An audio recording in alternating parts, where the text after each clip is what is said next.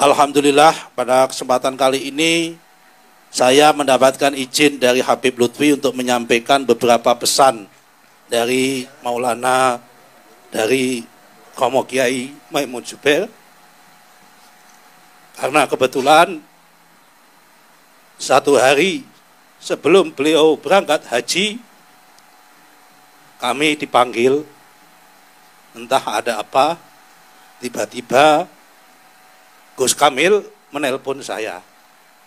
Saya diminta untuk sholat di Hotel Grand Melia pukul 8 malam, tapi saya sampai Grand Melia ternyata beliau sudah jalan menuju Hotel Dharma Wangsa makan malam. Ternyata di sana beliau makan malam dan alhamdulillah tidak seperti biasanya. Beliau itu biasanya sisa makanan yang beliau dilarang untuk dimakan para santri-santrinya. Tapi pada malam itu saya minta khusus sisa makanannya saya minta diberikan sama beliau. Setelah itu selama 1,5 jam saya dipanggil, diminta menghadap lagi di Hotel Grand Melia dan memesankan 7 pesan. Tapi yang akan saya sampaikan pada malam hari ini hanya 2, karena yang 5 sifatnya masih, yang 2 sifatnya pribadi, yang 2 pesan kepada Pak Jokowi, dan yang 1 saya akan sampaikan nanti pada saat yang tepat. Pesan yang pertama beliau, sambil beliau juga saya melihat memegang tangan saya, dan beliau mengeluarkan air mata, saya tahu persis, waktu menyampaikan ini pesan khusus buat kita semua, aktivis Nahdlatul Ulama, aktivis NU di semua tingkatan, untuk tidak boleh dan tidak mau diadu domba dengan Ahlul Bait. Para aktivis Nahdlatul Ulama tidak boleh terpancing apapun dan bermusuhan dengan Ahlul Bait.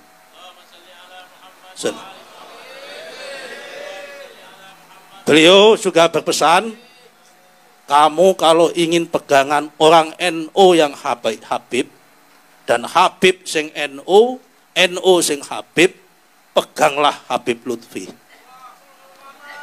Karena Habib Lutfi ini ulama Habib sing Jawa, tur wong Jawa sing paham Habib. Saya tidak tahu maknanya beliau, tetapi saya memaknai begitu beliau wafat, ini adalah tongkat estafeta bahwa imam kita kali ini, kalau ada pesan-pesan dari beliau, kita nanti larinya, kita tanya kepada Al-Mukarram Maulana Habib Lutfi. Jadi intinya yang pertama, kita tidak boleh diadu domba sama Habaib, sama NU. Ini persis, kalau saya flashback, mohon maaf, 1 minggu setelah saya terpilih menjadi ketua GP Ansor, mumpung masih ada beliau, nanti bisa diklarifikasi. Saya dipanggil sama guru kita semua, Maulana Al-Habib Muhammad Lutfi bin Yahya ke Pekalongan.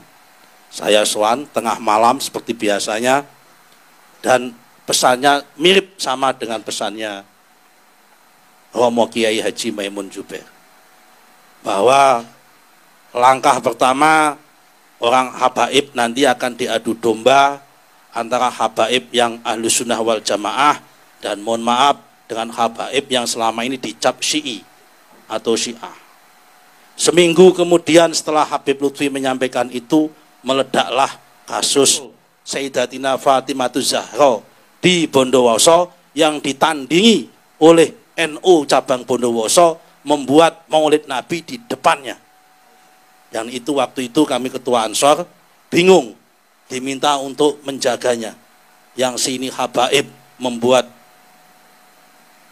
hallnya Sayyidatina Fatimahuz Zahra, yang sebelah sini membuat Maulid Nabi yang dibuat oleh kiai-kiai NU, karena di sini diisukan Syiah. Kami semua ketakutan, banser-banser Bondowoso tidak berani bergerak. Kami diperintahkan Habib Lutfi, akhirnya saya mengerahkan banser dari Jember untuk supaya tidak terjadi benturan antara Habib-Habib yang dituduh Syiah yang sedang melakukan haul Sayyidatina Fatimahuz Zahra dengan kiai-kiai NU yang mengadakan tandingan berupa maulid Nabi. Ini jangan sampai terulang dan terjadi lagi. Pesan yang kedua adalah sambil bercerita tentang Mbah Wahab, karena ini tak buka rahasia, yang pertama kali membuat reinkarnasi lagu Yalal Waton adalah Mbah Maimun Zubair. Tanggal 11 Agustus tahun 2011 kami dari PPGP Ansor kebetulan melaksanakan dan melakukan halakoh ulama muda di Tambak Beras Jombang, dan Mbah Maimun menjadi pembicara. Bila malam-malam seperti ini sekitar jam-jam 8 didampingi sama putranya beliau Gus Gofur, saya sama saya di atas panggung, beliau kembali menyanyikan lagu yang waktu itu masih asing di telinga kami tapi menyentuh di hati, yaitu Yalal Waton, Hubbul Waton minal iman, Inhadu Ahlal Waton, yang oleh anak-anak Ansor sekarang yang nakal-nakal sering diplesetkan, bukan Yalal Waton, tapi Yalal Waton, Hubbul Waton minal iman. Beliau pesan bahwa NU harus nasionalis, NU harus nasional, dan Indonesia harus NU. Artinya apa? NU religius harus berbasis nasionalis, dan Indonesia yang nasional ini berbasis religius, dan itu religinya adalah NU.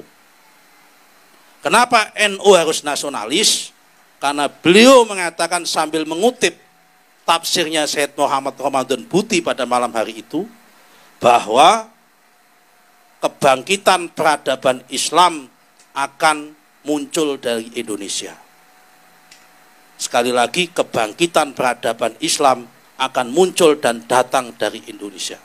Sambil mengutip sebuah ayat yang sering dikutip oleh beliau, dan itu tafsirnya Syed Muhammad Ramadan Al-Buti. Menurut beliau, bahwa peradaban Islam ini mengalami 7 fase, dan nanti puncaknya adalah fasenya di Indonesia. Fase pertama adalah fase Muhammadun, pada zaman Nabi Muhammadun Rasulullah. Yang kedua adalah fase sahabat 4, walladzina ma'ahu, kata beliau. Fase ketiga adalah asyidda'u 'alal kuffar, itu adalah Bani Umayyah. Fase keempat adalah ruhama'u bainahum, itu adalah Bani Abbasiyah. Fase kelima adalah fase kaum sufi sama kaum intelektual pada masa itu, Ibnu Rus, Ibnu Sina dan sebagainya. Tarakum ruk'an sujjatan yabtaguna fadlan minallahi wa ridwana, itu fase itu. Fase keenam adalah fase Turki Utsmani. Kenapa pakai Turki Utsmani? Lewat apa? Lewat simahum fi wujuhim min asaris sujud. Karena Turki Utsmani itu hobinya membangun masjid, itu adalah min asaris sujud. Yang ketujuh adalah fase Indonesia, yaitu adalah Kazar in akhroja. Dengan kalimat Kazar in akhroja, syat'ahu wastahla wastahan, itu al-ayah itu yang mengatakan bahwa kebangkitan Islam di dunia akan datang yang ketujuh dari sebuah negara, di mana negara itu adalah penghasil biji-bijian, dan negara itu bukan negara Islam, tapi mayoritas Islam. Negara itu ada ajaran Nasrani, juga ada ajaran Yahudi. Itu dimaknai oleh Syed Ramadan Buti dan dikutip berkali-kali oleh Mbah Maimun adalah Indonesia.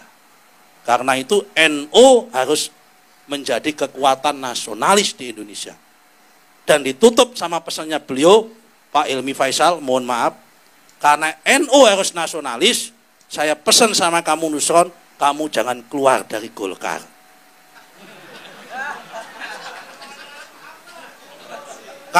NU jangan semua di PKB. Orang-orang NU harus masuk ke partai-partai yang nasionalis, kata beliau. Perkara yang P3 itu fardu kifayah hukumnya. Biar saya saja, kata Mbah Maimun, yang P3. Ya kan? Biar saya saja yang P3, kata Mbah Maimun. Karena untuk P3 itu yang penting fardu kifayah. Tidak boleh mati P3 itu, tapi jangan sampai besar. Karena kalau besar nanti berbahaya, kata Mbah Maimun. Itu cukup untuk memenuhi syarat kewajiban, gugurnya kewajiban. Karena memang harus di Indonesia ini ada partai yang khusus Islam, itu memang harus ada. Tetapi Indonesia, kata Mbah Maimun, harus dipimpin dengan platformnya nasionalis. Ini kira-kira pesannya beliau yang kami sampaikan. Kita doakan semoga guru kita Habib Lutfi panjang umur, diangkat derajatnya oleh Allah Subhanahu wa taala. Dan kalau beliau diangkat derajatnya Allah Subhanahu wa taala, kita sebagai santrinya ngikut di belakang beliau. Kalau beliau ke surga, kita ikut surganya beliau. Kalau beliau dekat dengan Nabi Muhammad, kita ingin di samping beliau. Kalau beliau mendapatkan pahala dan tempat yang mulia di sisi Allah, kita ingin nempel di belakang beliau meskipun sempit, tidak apa-apa. Yang penting bersama beliau. Marilah kita sama-sama kita doakan semoga kita semua yang ditinggalkan oleh Mbah Maimun Zubair sanggup meneruskan.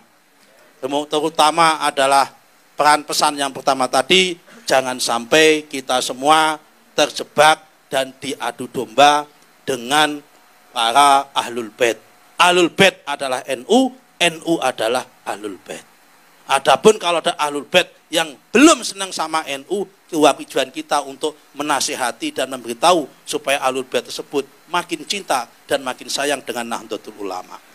Sebaliknya kalau ada orang Nahdlatul Ulama kok tidak suka dengan ahlul bait, saya yakin itu NU sing goblok, NU sing setengah-setengah.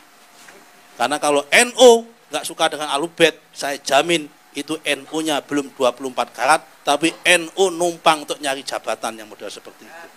Karena NU adalah harus suka sama ahlul bait. Sesuai dengan hadis Nabi, taraktu fikum amraini lan tamasukum abada kitaballahi wa itrati. Ya kan? Ada dua hadis, yang pertama kitaballahi wa sunnati, yang kedua adalah kitaballahi wa itrati. Dan dua-duanya adalah sahih menurut Mbah Kiai Maimun Zubair. Demikian yang bisa kami sampaikan. Kalau kita orang NU, penutup salamnya wallahul muwaffiq ila aqwamit thoriq. Kalau orang PDIP, penutup salamnya wabillahi taufik wal hidayah. Barang siapa dekat dengan Pak Taufik, insya Allah banyak hadiah. Assalamualaikum warahmatullahi wabarakatuh.